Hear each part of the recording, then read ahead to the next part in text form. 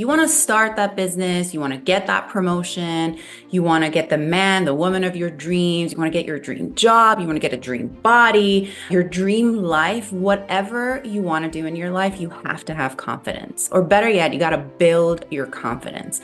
Confidence affects every aspect of our lives. Now, one of the biggest lies that we've been told is that you're either born confident or you're not.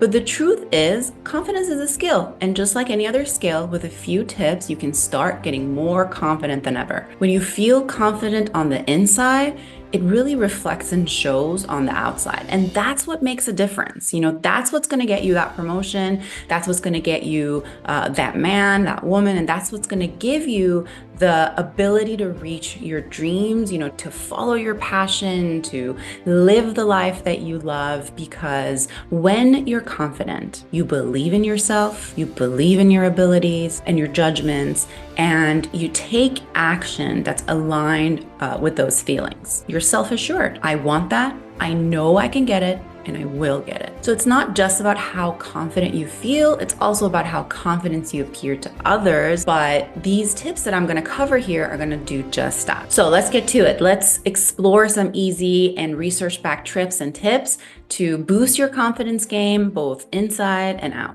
Now let's talk about this. Let's talk about confidence first. And before we jump into the tips, I really want to get this cemented in. I really want to debunk this myth. And I touched on it before, but this is one of the biggest lies that we've been told ever since we were kids. Confidence isn't some elusive trait that you're either born with or without. Sure, your genes do play a part in it, but the mindset that this is a skill that you can develop is so much more important than having the genes, because confidence is a skill. And it's a skill that you can develop, and it's crucial for success in every area of your life.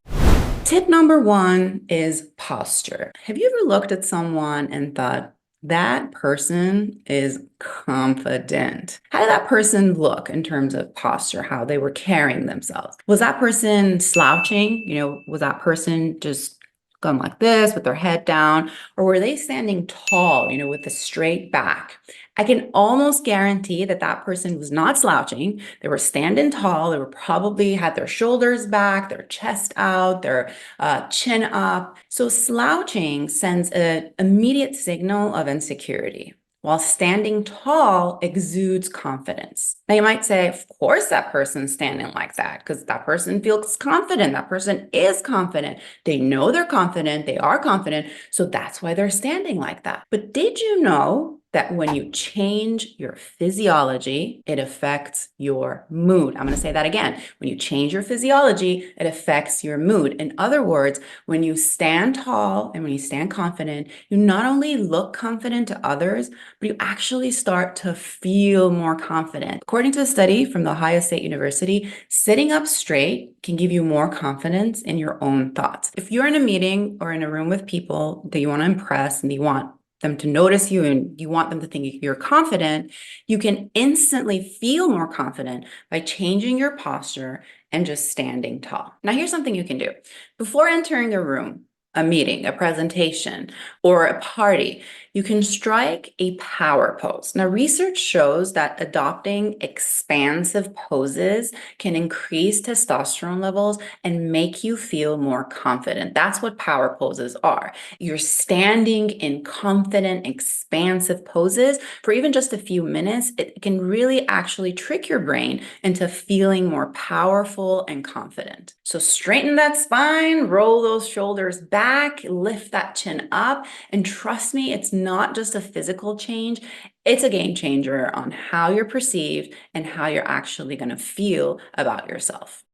Tip number two, smile. Now, I can easily say that smiling is actually a superpower that we all have. And it's not just about looking good, looking pretty, right? It's about feeling good. Research shows that smiling can change how you actually feel, whether we're smiling genuinely or faking it. So the process of smiling releases endorphins and serotonin, which in turn boosts your mood. Some studies show that people who smile more tend to be happier and more confident. So not only does smiling make us feel good emotionally, but it also gives us a physiological boost. And researchers found that people who smile as they complete a difficult task feel less stressed and more satisfaction from their work. A couple of years ago, a friend of mine took a picture of me when I was studying for one of my law school final exams.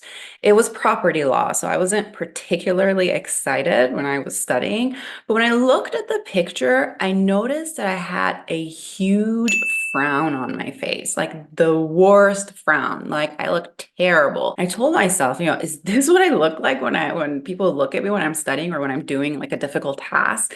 In that moment, I decided to force myself to smile, ever so slightly, not a big smile, just a slight smile when I was studying. The habit stuck with me, and now I do it when I'm in a stressful situation, I'm in a tough meeting, I'm in a tough conversation. So just put a tiny little smile on my face. And I've noticed that not only do I look better, I don't look more as aggressive, but I'm actually able to think better and react in a more calm and collected way. So here's something you can do. Next time you're doing a mundane chore, like let's say you're folding laundry or, I don't know, washing the dishes, try to smile just a little bit, and see how it makes you feel, right? Just be conscious about it and just smile a little. Then do it when you're behind the wheel, maybe stuck in traffic, in a stressful situation. Then over time, smiling is going to become more habitual, and it can really enhance positive feelings and make you not only look more confident, but also feel more confident, which is very important, right? Next up is dress the part. What you wear can significantly impact how confident you feel and how others perceive you.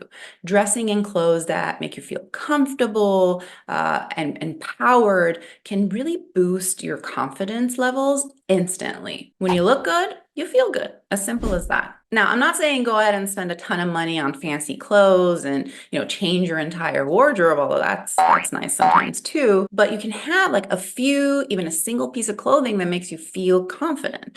Now look at Steve Jobs. I mean, the guy wore the same black turtleneck like all the time. Although I'm sure it wasn't the exact same one, but he wore the same thing. That made him feel confident, among other reasons why he wore it. So take some time and put together a wardrobe that makes you feel confident, makes you feel good and empowered.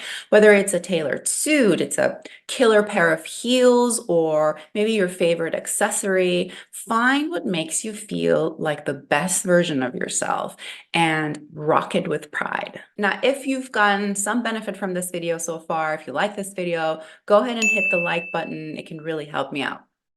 Next up, speak slowly and clearly. Now, speaking slowly and clearly can enhance your confidence in several ways. First, it demonstrates control and composure, conveying to others that you're calm and you're collected. This calmness can instill confidence in your audience as they perceive you as someone who is composed, who knows what they're talking about, who's in command of the situation. And second, speaking slowly allows you to articulate your thoughts more clearly. When you take your time to express yourself, you're less likely to stumble over your words or rush through your sentences, which can detract from your credibility. Also, speaking slowly gives you the opportunity to emphasize key points and convey your message with greater impact.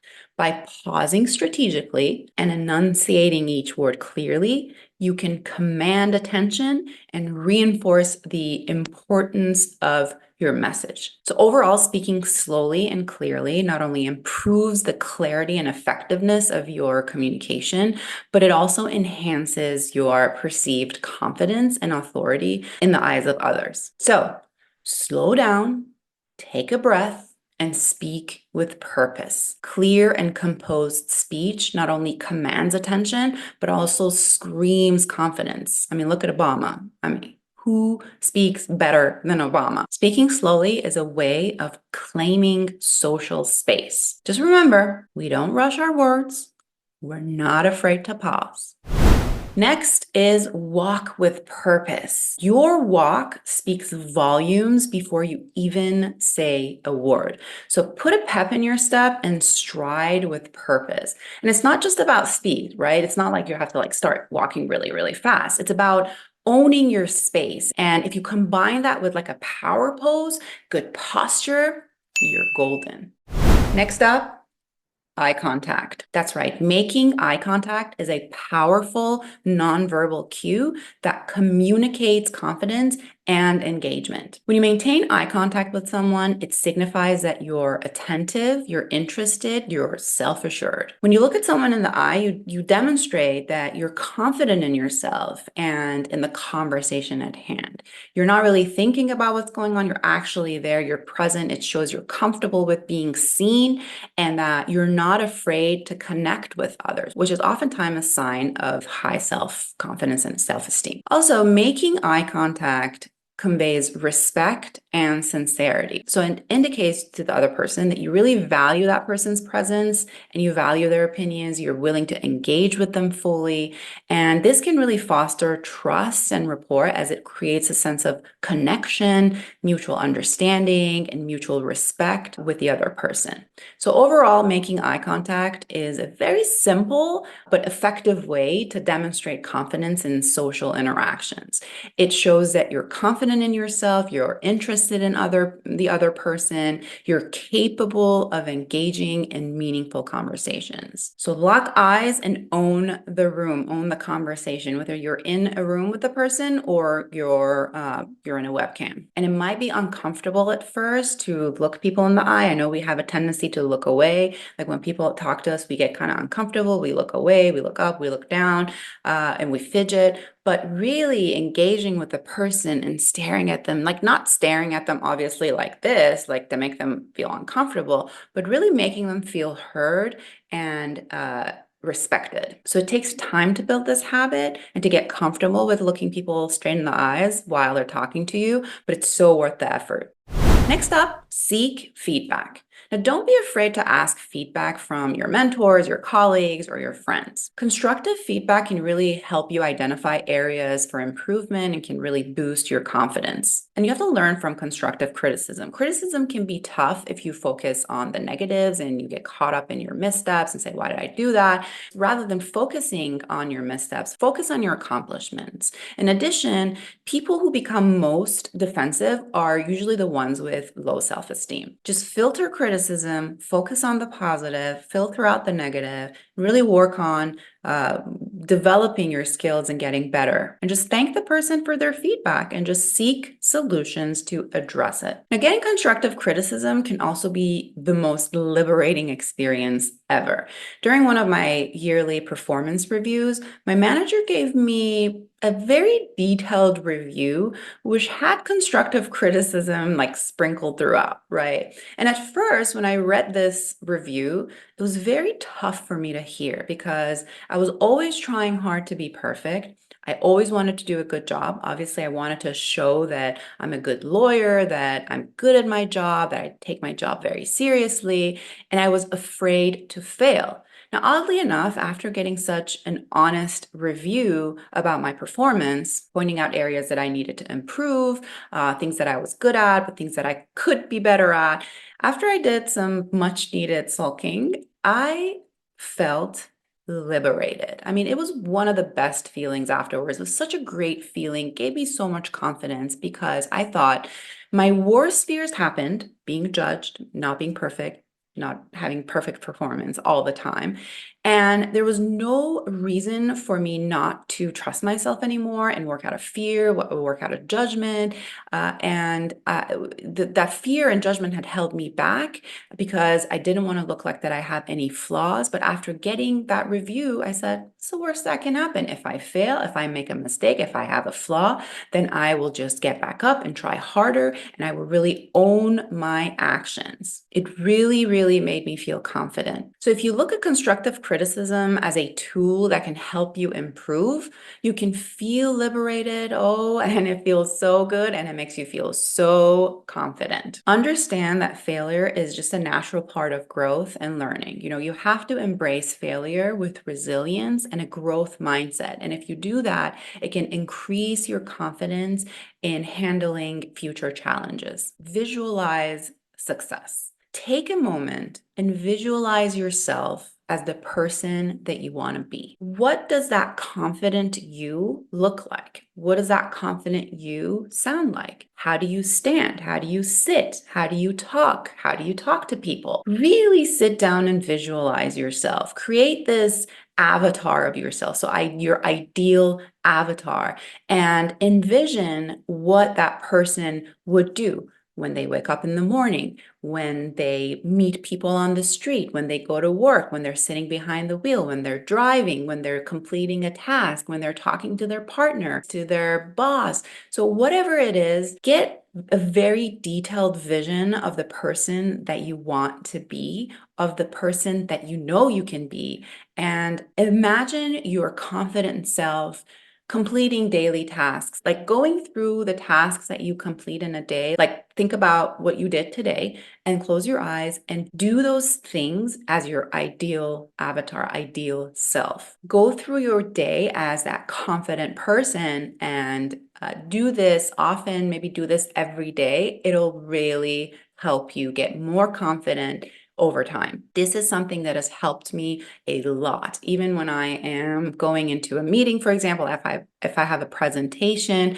I envision myself giving that presentation the best way possible, how I want to look, how I want to sit. I envision the entire thing and I get very detailed, and it helps me immensely. Visualize yourself succeeding in whatever task or challenge you're facing. Visualization technique can help boost your confidence. It can help boost your performance. It's extremely important and extremely helpful. Now, there you have it, folks. These were powerful tips to boost your confidence, to help you build your confidence, to help you command attention wherever you go. Remember, confidence isn't just about how you feel, it's about how you show up in the world. So go out there, own your space, let your confidence shine. If you like this video and you'd like to see more videos like this, go ahead and hit that subscribe button, like this video, and I'll see you in the next one.